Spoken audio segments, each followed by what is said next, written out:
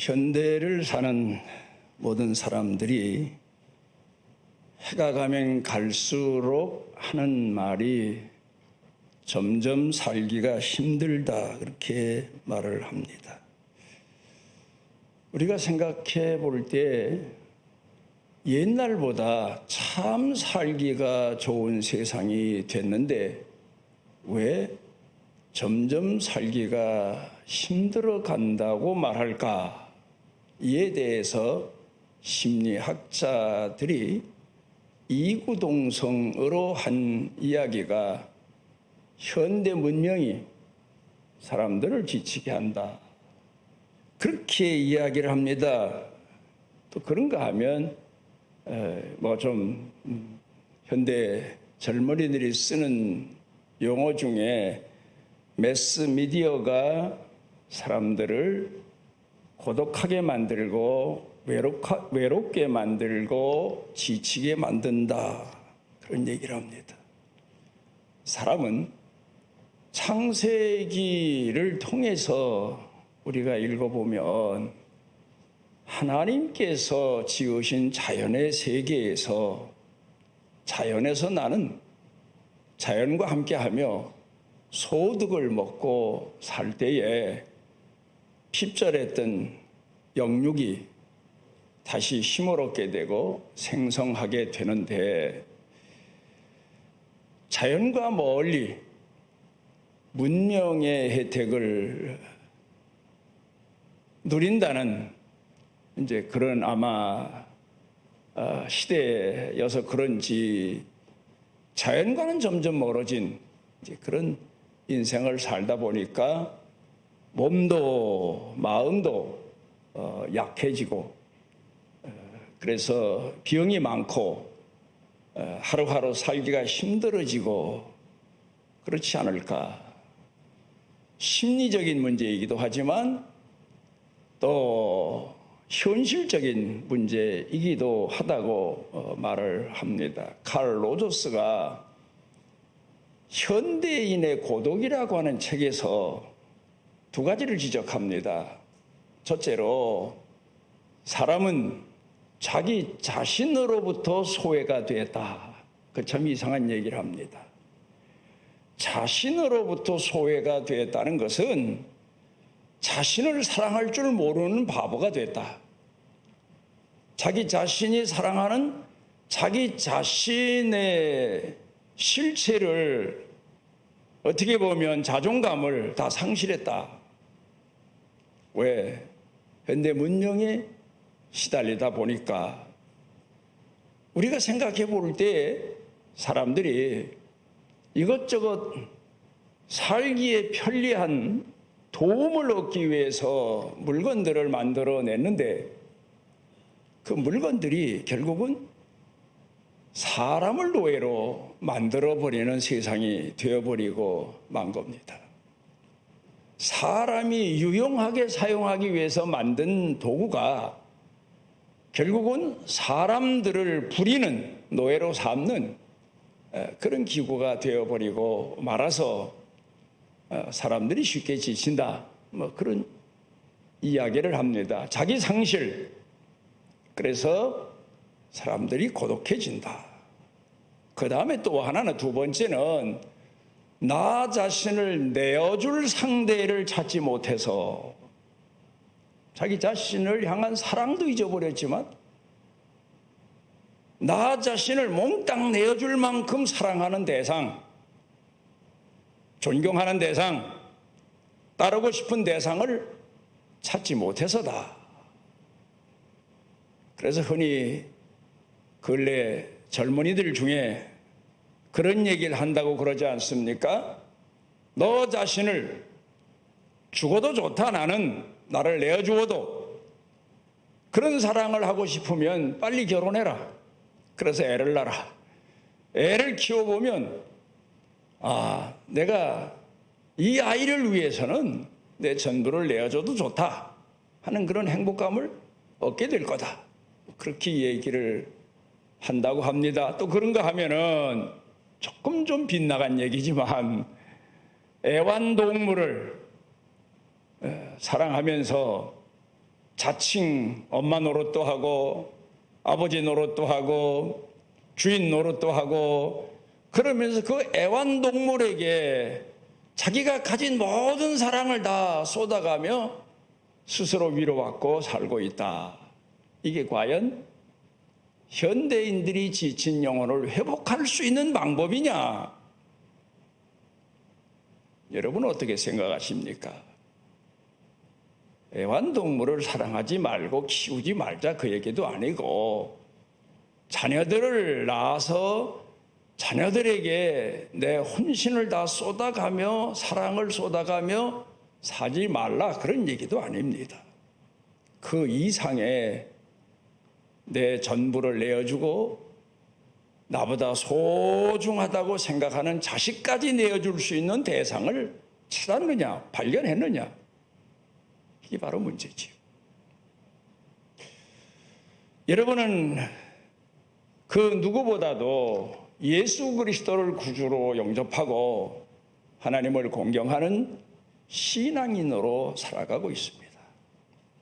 그러면서 신앙인들의 뒤를 따라서 신앙을 배우고자 하고 신앙인들처럼 살기 위해서 애를 쓰고 보다 이 시대를 사는 그런 사람들보다는 차원이 다른 삶을 선택해서 오늘을 살고 있긴 합니다만은 오늘 성경 본문 말씀을 통해서 오늘의 우리 신앙을 한 번쯤 진단해보고 그리고 다시 회복의 신앙으로 나아갈 수 있는 그런 시간이 되셨으면 합니다.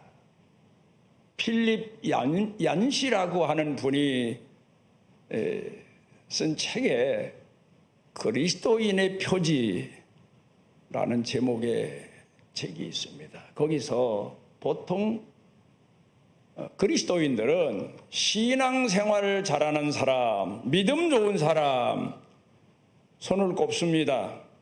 첫째로 열심히 예배에 참석하는 사람. 신앙 좋죠. 필요하죠. 교회는 모이기를 힘써야 되는 곳이니까. 그 다음에 두 번째로 열심히 교회를 내 봉사하는 사람. 봉사하고 헌신하는 사람들이 많아야 교회가 부흥하죠. 필요합니다. 열심히 믿고 잘 믿는 겁니다. 목회자가 볼 때는 고맙기 이를 데가 없는 분입니다. 그 다음에는 헌금자라는 분. 그렇죠.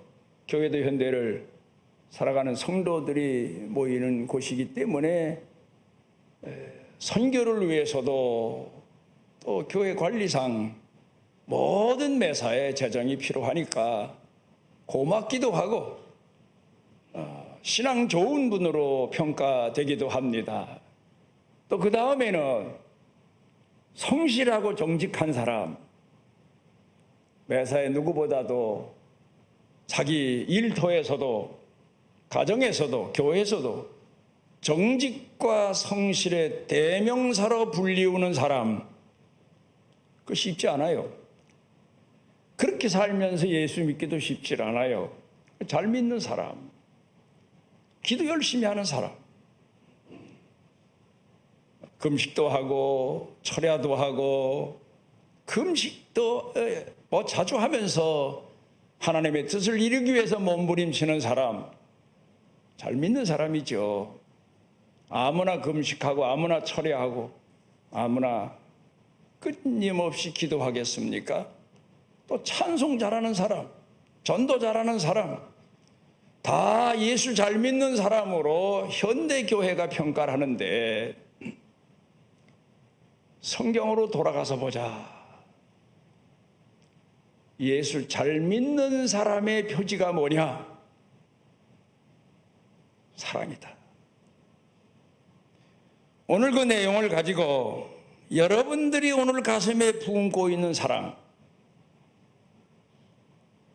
믿음의 생명이라고 말할 수 있는 그 사랑의 무게가 어디쯤 얼만큼 여러분이 소유하고 있나 한번 돌이켜보는 시간이 되었으면 합니다. 예수 믿는 사람의 표시는 바로 사랑에 있다.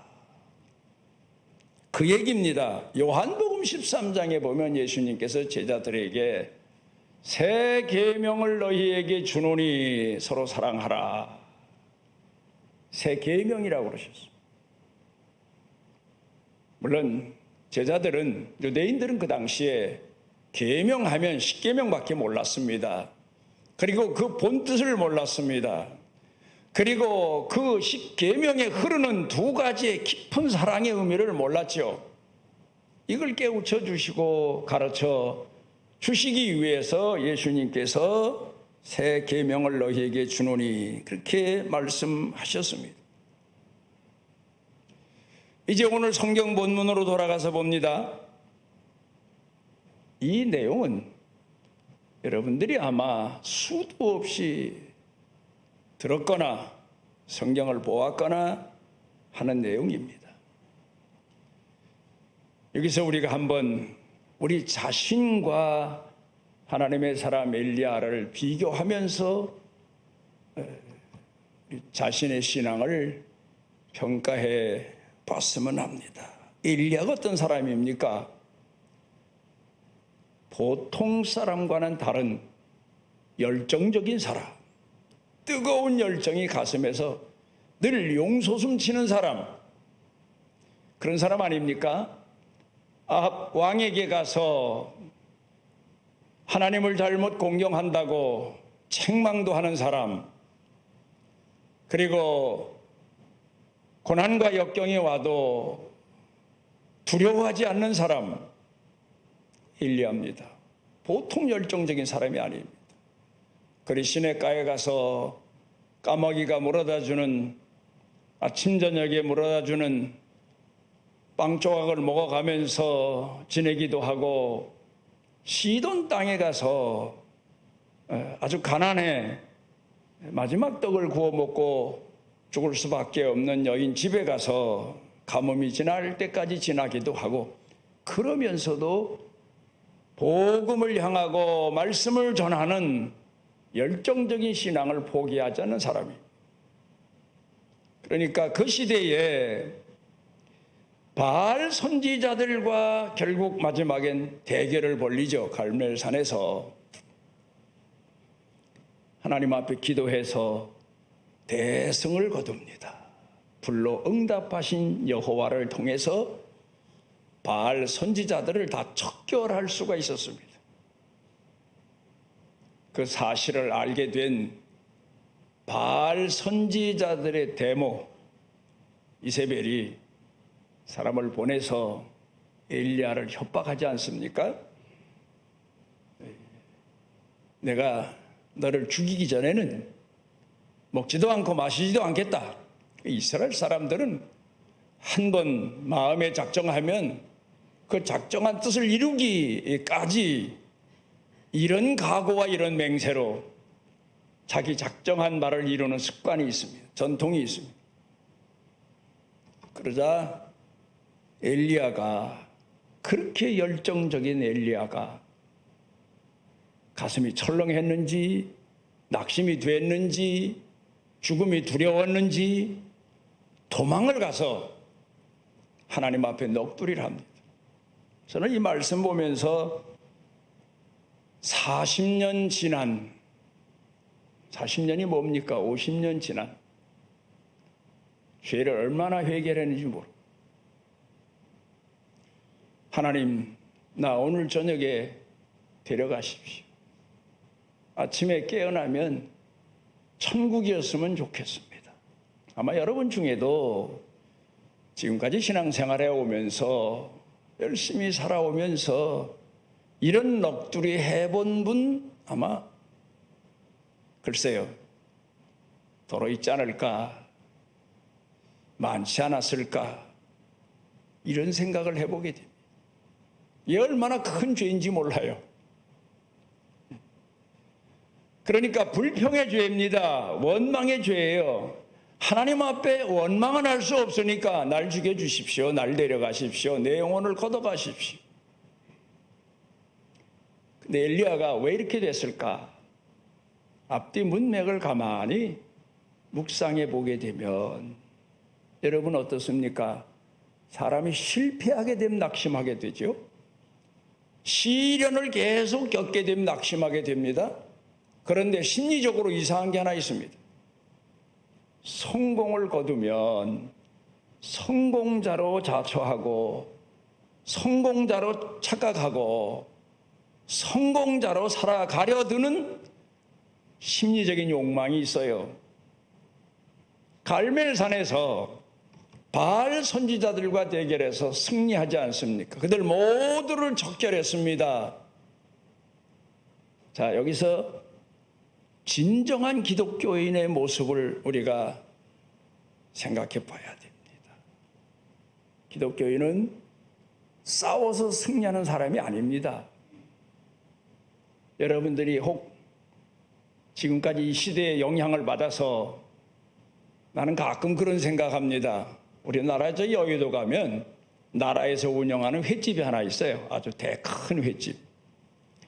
그 영향을 국민들이 얼마나 많이 받는지 몰라. 아, 세상에 그게 특권입니까? 그 사람들에게 주어진 특권입니까? 모함, 헛소문. 근데 이 영향이 젊은이들, 세상만 정복한 게 아니고 교회까지 흘러 들어왔어요. 교회까지 정복했어요. 그래서 제가 목회하면서 우스갯소리로 나는 회를 싫어합니다. 그러면 아유 왜요?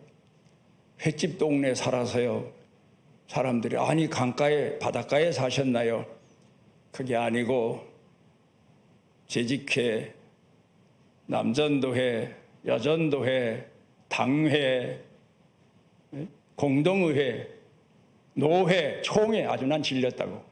그제서야 내가 얘기하는 회가 뭔지를 사람들이 알아차리더라고요. 근데 여의도 가면 큰 횟집 이거 없애버렸으면 좋겠어요. 제가 볼 때. 민주주의 안 될까? 이게 교회까지 들어와서 성도들도 말빨이 세면 신앙생활 잘하는 줄 알고 자기 권위가 세워지는 줄 알고 착각하고 우쭐대는 사람들 많아요. 이거 정신 차려야 됩니다, 여러분. 내가 뭔 얘기하다 지금 여기까지 왔나 모르겠네.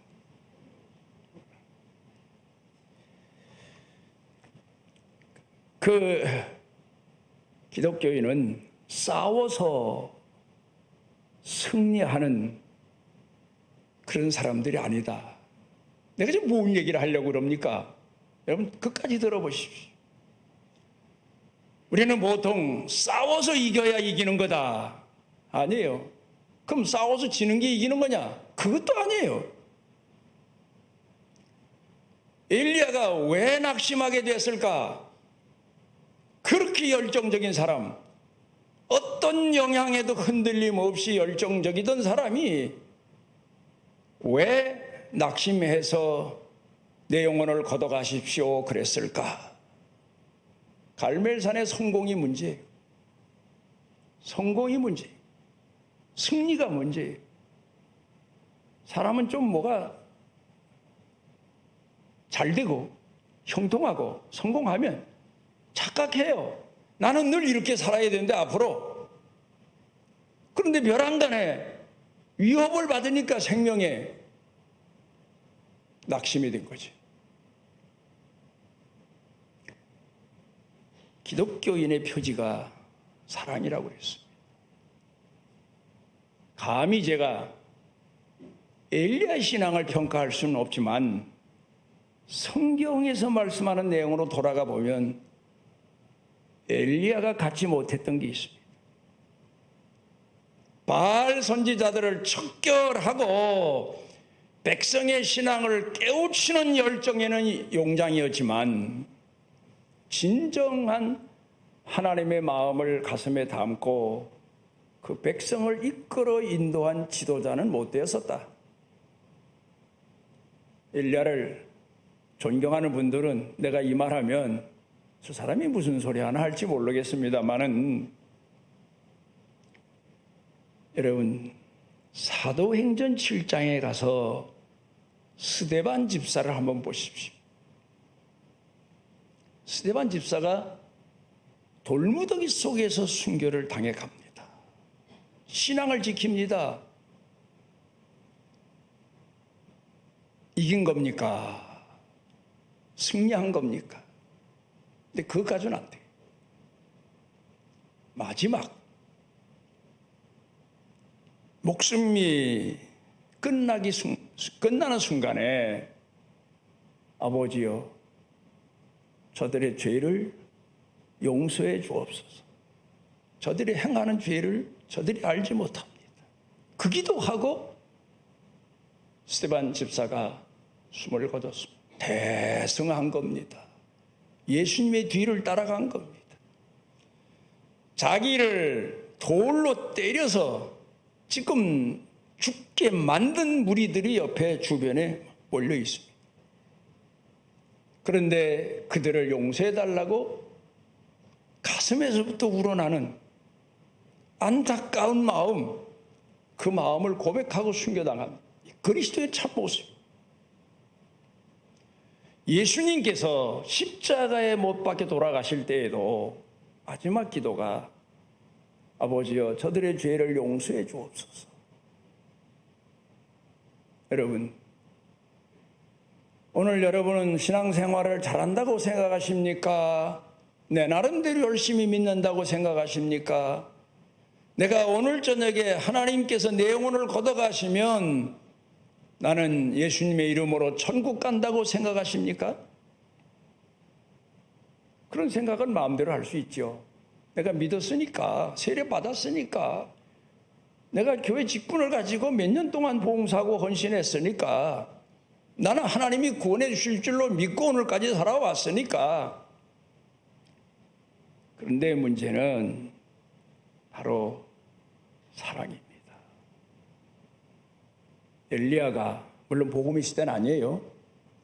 복음의 시대 아닌 때에 예수님 설교도 듣지 못한 엘리야에게 이런 평가를 한다는 건 좀 어려울지 몰라도 바알 선지자들과 신적인 살아계신 신적인 대결에서 승리했을 때에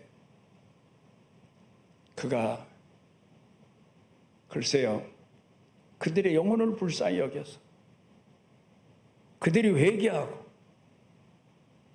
회개 안 할 줄 알고 이단자가 회개하겠습니까마는 다 척결했는지는 몰라도요 그들의 영혼을 불쌍히 여기고 이세벨의 영혼을 불쌍히 여기고 그들의 영혼을 사랑하는 마음을 가슴에 품고 그가 갈멜산에서 내려왔다면 바알 선지자들을 돌로 때려 죽이라고 명령하지도 않았을 거고 그들에게 다시 한번 회개의 기회를 주었을지도 모르고 또 혹 이세벨이나 엘리야를 반대하는 사람들 때문에 피하여 도망갔더라도 그는 낙심하지 않고 하나님 저들의 영혼을 불쌍히 여겨 주십시오. 저들이 행하고 있는 걸 알지 못하고 있습니다. 그 기도를 하지 않았을까? 그러면 엘리야는 낙심하지 않았을 겁니다. 여러분 오늘을 살면서 우리들은 믿음의 무게가 사랑에 있다는 사실을 망각하고 있어요. 신념으로 신앙을 지키는 것뿐이지 진정으로 그리스도인의 사랑을 가슴에 품고 원수를 용서하고 7번씩 70번이라도 용서하고 그들 영혼을 불쌍히 여기고 여러분 이런 마음 지금 가지고 있습니까? 얼마만한 마음을 가지고 있습니까? 얼마만큼 용서합니까? 얼마만큼 포용합니까? 얼마만큼 이해합니까? 여러분은 그게 그리스도인의 표시예요. 예수 잘 믿는 사람이 표지예요. 그러니까 예수님 당시에도 예수님께서 어떤 사람들을 귀히 여기셨나? 하나님을 사랑하고 자기 이웃을 자기 몸처럼 사랑하는 사람들을 귀히 여기셨잖아요. 뭐 예수님 당시에도 내놓으라는 사람들 많았죠. 그런데 예수님이 친히 그들에게 보여주신 모습도 사랑의 모습이고 용서의 모습이고 마지막 운명하시면서도 사랑의 모습을 보여주신 겁니다. 엘리야가 복음의 시대 사람이 아니고 예수님 말씀을 듣지 못해서 자기 성질대로 성격대로 타고난 대로 물론 하나님 앞에 부름받은 사람이긴 합니다마는 열정적으로 하나님을 공경한 건 사실이지만 그 마음 가운데에 사랑이 부족했다. 바로 그겁니다. 사랑할 수 있어야 돼요. 용서할 수 있어야 돼요. 포용할 수 있어야 돼요. 여러분을 돌로 때려 죽이거나 여러분을 모함해서 죽을 지경에 만들어 놓거나 여러분 평생에 헤어나지 못할 고통과 아픔을 준 사람일지라도 여러분이 용서하고 포용하고 긍휼히 여기고 그래야 여러분들이 예수 잘 믿는 겁니다. 바로 믿는 겁니다. 저는 그래서 하나님 앞에 이 말씀을 보면서 내가 50년 동안 목회 50년 동안 이 죄를 수도 없이 범했는데 성령께서 얼마나 탄식하셨을까. 지치고 피곤하면 내 영혼 걷어가십시오. 목사가 나가 싸울 수는 없고 멱살 잡을 수는 없으니까.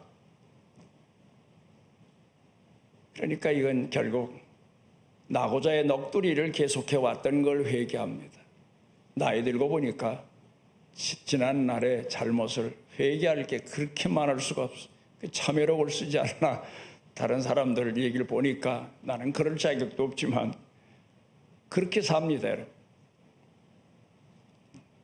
그런데 이게 오늘 보면은 하나님께서 그 엘리야를 충분히 이해하시고 포용하십니다. 그리고 찾아오셔서 마실 물도 주시고 또 지치고 피곤해서 먹지 못한 엘리야를 먹게도 하시고 그러면서 내가 가는 길에 지칠까 하노라. 이걸 먹고 힘을 내라. 그리고 엘리야가 앞으로 할 일에 대해서 가르쳐 주십니다. 내 영혼을 거둬가라니. 내가 할 일이 얼마나 많은데. 여러분은 지금 어떤 연세를 살고 계십니까? 또 아침에 일어나면 저녁에 잠들면서 어떤 기도를 하고 있습니까? 나를 향하신 하나님의 뜻을 마지막까지 이룰 수 있도록 해 주십시오. 그게 기도가 돼야 됩니다. 제가 제 아이들에게 내 자신이 지금까지 살아온 삶의 경험에서 얻은 계명 7가지를 말한 적이 있습니다. 첫째는 기도입니다. 목회하면서도 그랬고 지금까지 살아오면서 내가 무엇을 해야 될지를 모를 때에는 하나님 앞에 작정 기도를 합니다. 그런데 어떤 때에는 한 번에 응답하실 때도 있지만 2번, 2차, 3차 제가 복지원에 내려간 지가 거의 2년 돼가는데 처음 내려가서 딱 당면한 시급한 문제 하나가 있었어요. 그 문제를 놓고 3일을 금식했는데 응답이 없는 거예요. 그래서 하나님 다음 주에 또 합니다. 그리고 또 그 다음 주에 또 3일 금식했어. 또 응답이 없어. 그 다음에 셋째 주에 가서 또 시작입니다. 그리고 월요일날 새벽에 갔는데 그때 응답을 주신 것 같아요. 하여튼 여러분이 기도하게 하시는 분도 하나님이시지만 끝까지 기도할 필요가 있습니다. 목적을 정해놓고 무의미하게 살지 마십시오. 제가 몇 년 전에 원로 목사로 추대되고 나서 어영부영 살다 보니까 하나님, 내가 이렇게 사는 게 아닌데 목회 아니고 다른 일이라도 좀 할 수 있는 일을 주십시오 하고 작정 기도를 했습니다. 몇 달 동안을 했습니다. 계속해서. 그랬더니 4월 달에 꿈을 통해서, 저는 제 나름대로 받은 달란트가, 또 여러분대로 다르시겠지만 달란트가 있습니다. 꿈에 하나님께서 깨우쳐 주시고 가르쳐 주시는 그런 은혜를 입었는데, 이 높은 산에 교회가 하나 잘 지었는데 비어 있어요. 전에도 목회하면서 몇 번 봤는데 그 이상하다 그랬죠. 그런데 그때는 도대체 이게 무슨 뜻입니까? 하고 또 기도를 했더니, 그러니까 여러분, 그래요. 꿈을 꿔도 문제가 일어나도 그걸 아무렇게나 해석하지 마십시오. 또 기도하십시오.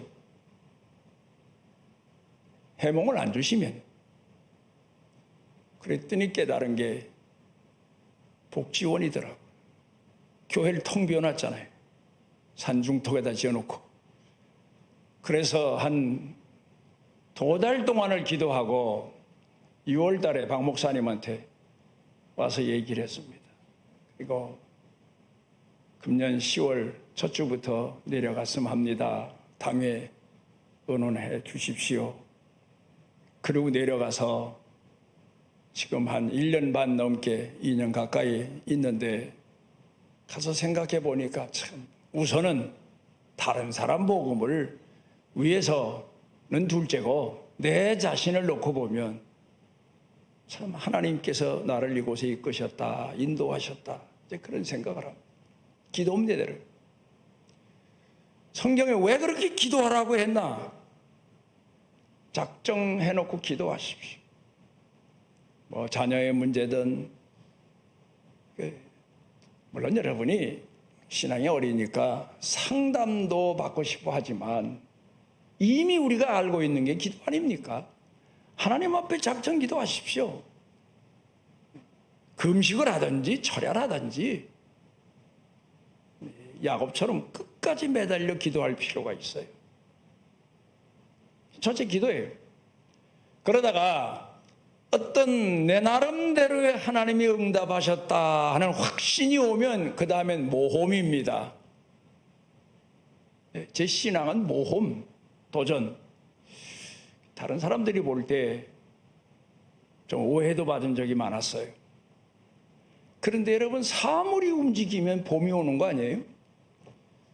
그런 것처럼 뭔가 하나님이 내게 확신을 주셨으면 그 다음에 모험을 해야 돼요. 행동으로 옮겨야 돼요. 그냥 우두커니 앉아서 아멘 할렐루야 감정적으로만 풍족해서 그렇게 예수 믿어 버릇하면 아무것도 못해요. 쓰임 받을 수도 없고. 그 다음에 모험이. 그런데 뭘 하나 하려면요, 얼마나 이게 현실과 내가 하나님 앞에 받은 확신과 차이가 나는지 몰라요. 예를 들어 교회에 뭘 시도하려고 할 때 보면 교회 재정이 어렵고 성도들이 어렵고, 그런데 내 나름대로 하나님께서는 내게 확신을 주셨으니까, 그래서 뭐 회의 절차를 거치고 설득을 시키고, 그러면 뭐 왜 교인들은 어려운데 이걸 왜 합니까? 또 이걸 왜 이럽니까? 법은 이런데. 근데 나는 그렇다고 해서 나는 고집불통 아니에요. 내 나름대로 마음도 아프고, 하나님 이게 정확합니까? 하고 돌이켜 생각도 해보고 합니다마는 하나님이 함께 하신다. 그 믿음 가지고 추진하는 거예요. 그래서 나하고 함께 신앙생활을 하신 분들은 내가 교회에서 무슨 얘기 하나 하면 저건 틀림없다, 저 목사는 뒤로 물러서질 않는다, 그런 소문까지 제가 듣기도 하고 그랬습니다. 그건 내 고집 아니에요. 절대로 아니에요. 내 나름대로 확신이에요. 근데 그래 놓고는 밤에 잠을 못 자는 거예요. 제가 몇 번 그런 일을 겪었는데 이게 모험이라는 거예요. 예를 들어서 우리 교육관 뒤에 있는 교육관 경매에서 낙찰 받고 신이 나서 교회까지 왔는데 그날 밤에 잠을 자다 억소리 치고 일어난 적이 2번이에요. 마음이 얼마나 약하면 자다가 말해. 사실 저 다 압력이 강한 것 같아도 아니에요. 아주 약해요. 가끔 교회 일하면서 그래요. 교회 리모델링 시작할 때에도요. 그때 사람들이 나를 보고 이상하다 그랬어요. 왜? 여기 행정적으로 이미 다 개발 지역으로 정해진 데고 개발 추진위원회가 구성됐고 뭐 그랬잖아요. 근데 아닌 거예요. 하나님, 이 교회 이러다간 큰일 나겠습니다. 그리고 기도했더니 제가